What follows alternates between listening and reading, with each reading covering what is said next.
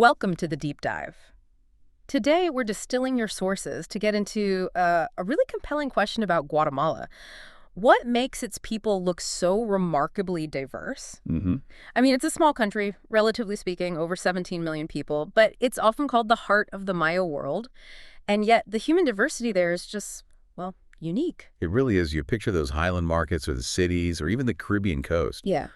Totally different feels. Exactly. So today, we're going to explore, centuries of ancestry, adaptation, migration, all the things that shaped the faces of Guatemalans. It's going to be quite the deep dive. Yeah, and our goal really is to help you connect those layers. The genetics, the culture, Yeah. how they weave together to create this huge spectrum of appearances. It's more than just looking, isn't it? It's like reading a history written on every face. Mm. Understanding those threads gives you the full picture. Okay, so let's start at the foundation, the indigenous roots.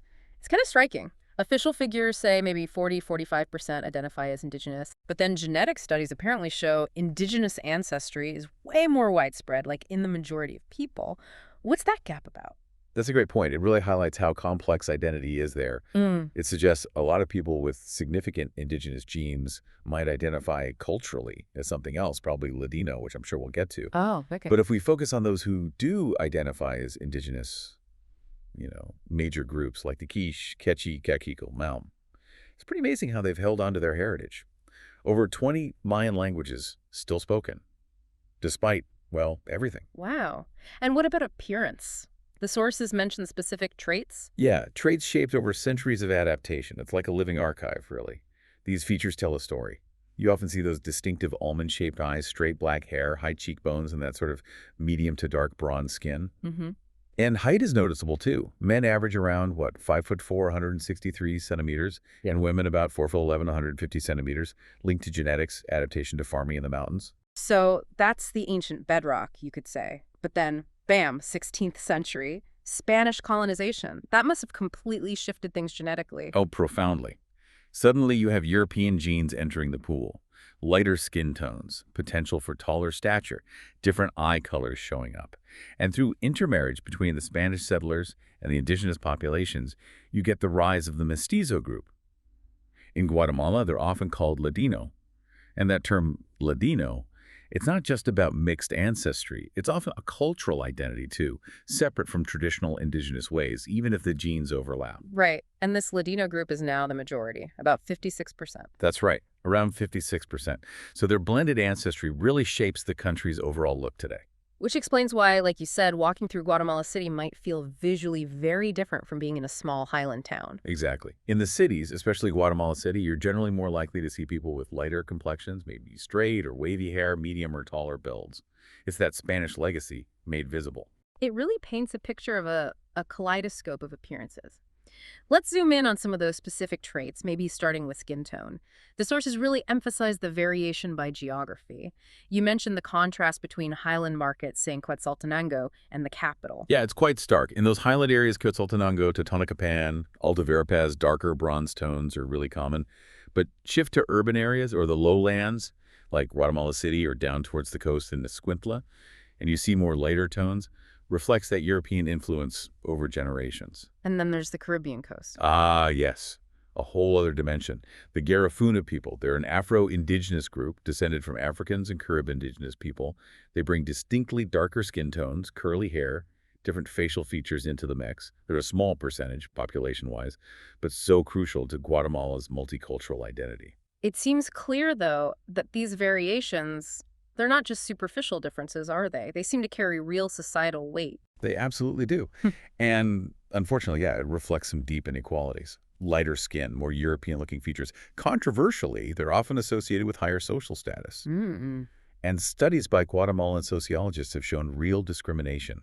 Indigenous people, darker-skinned Guatemalans, facing barriers in jobs, politics, education.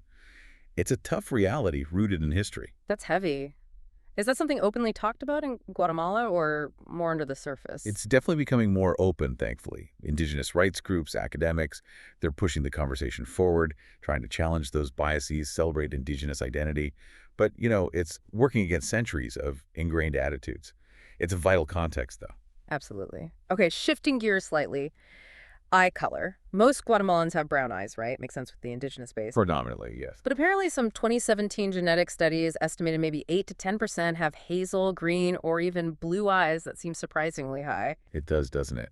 And those lighter eye colors connect directly back to that European ancestry we talked about. You find them more concentrated in Ladino families, those with stronger Spanish lines. But interestingly, even out in some rural indigenous communities, you might occasionally see someone with lighter eyes, a kid with green eyes, in a Maya family, maybe. Really? Yeah, it's not common, but it happens. It's just quiet evidence of how much mixing and migration has happened over generations. Those genes pop up sometimes. A subtle sign of that blend. Fascinating. Let's loop back to height. We mentioned the shorter average stature earlier. Guatemala often gets cited in health reports for this. Yes, and there's a critical reason why it gets so much attention. UNICEF data is pretty stark. Almost half, nearly 47% of kids under 5 suffer from stunting due to chronic malnutrition. Wow, nearly half. That's huge. One of the highest rates globally.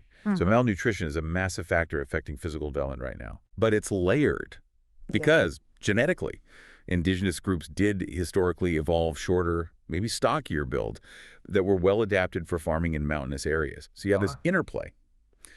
Genetic predisposition meeting current environmental factors, especially nutrition. Yeah. It's not just one thing. Right. It's that nature and nurture combination. And you mentioned something earlier about Guatemalan kids who migrate to the U.S., often growing taller within a generation. Yes, that example is incredibly telling. It powerfully shows how much environment, especially better nutrition and healthcare access, can influence physical traits, even overriding some genetic predispositions relatively quickly. It highlights human adaptability, but also underscores the impact of those environmental challenges back in Guatemala. Okay, so we've covered skin, eyes, height. What about hair and facial features? The sources mention quite a range there, too. Absolutely. From straight, thick black hair, which is very common due to the indigenous roots, to wavy, or sometimes lighter brown hair you see more among Ladino populations. And then, of course, the curly and coiled textures from Afro-Guatemalan communities, like the Garifuna. So a real mix in texture and color. Definitely. And facial features follow that pattern. Maya descendants often have broader cheekbones, maybe shorter noses, those distinct almond-shaped eyes. Ladinos might more typically show narrower noses, maybe sharper jawlines, alongside lighter skin. And the Garifuna have their own distinct look, often fuller lips, other Afro-Caribbean features. So if you try to picture just one Guatemalan look, You'd almost certainly be missing most of the picture. You could see someone whose features echo ancient Maya art, turn around, see someone with clear Afro-Caribbean heritage, and then someone else who looks like they could be from southern Spain. The variety makes a single description basically impossible. we mentioned the Garifuna briefly, but their story feels really important here, maybe often overlooked. It often is, but yes, incredibly vital. Their history is unique. Descended from Africans and indigenous Caribs who were forcibly moved from the island of St. Vincent back in the 18th century, they ended up concentrated mainly in Livingston, right on Guatemala's Caribbean coast. And their appearance stands out. Yes, generally darker skin, curly hair, often tall and lean builds compared to the national average. They look distinct. And even though they're less than 1% of the population, their cultural impact, music, food, dance is huge. A really vibrant part of the national fabric, representing a whole different stream of heritage. Okay, so we've painted this picture of incredible diversity, which brings us back to that tricky question. Is there such a thing as a typical Guatemalan look? The big question, and it's definitely debated within Guatemala. Some people would say yes, absolutely. You can spot a Guatemalan, maybe focusing on that shorter stature, brown eyes, bronze skin, black hair stereotype. Right, the stereotype. But many others push back hard, saying that completely erases the country's real diversity. And different groups have different takes, you know. Indigenous communities often resist being just lumped in as Ladino, wanting their specific identities recognized. Ladinos might emphasize the European side of their heritage. Afro-Guatemalans are fighting for visibility, arguing they're often left out of the national image entirely. So the debate about the look is really a debate about national identity itself. Exactly. It gets at that deeper question. Is Guatemala defined mainly by its indigenous roots, its mestizo majority, or is it fundamentally multicultural? It's a conversation they're actively having. A living dialogue, as you said. So looking forward, how might this incredible diversity continue to shift and evolve? It's not static, right? Not at all. Demographers see ongoing evolution. Migration is a big factor. especially migration to the U.S., for example.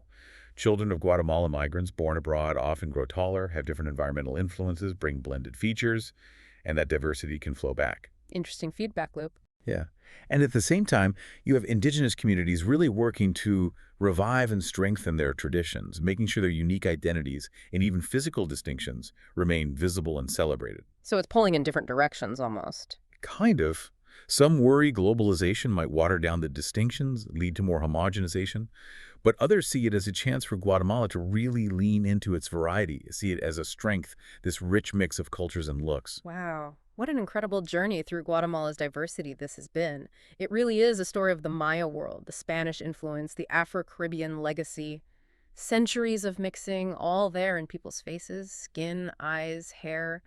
A human kaleidoscope is the perfect word. It really is. Yeah. So the key takeaway maybe is don't try to picture just one look for Guatemala. Picture that kaleidoscope. Short, tall, dark skin, light skin, indigenous features, mestizo features, Afro-descendant features, Mm-hmm. all Guatemalan, all carrying that national pride. Because Guatemala really shows us how difference, how variety is actually what makes an identity strong and resilient. So, thinking about all this, what stands out most to you about Guatemala's amazing tapestry of people and their stories? Keep exploring, keep asking questions, and keep diving deep into the world's incredible diversity.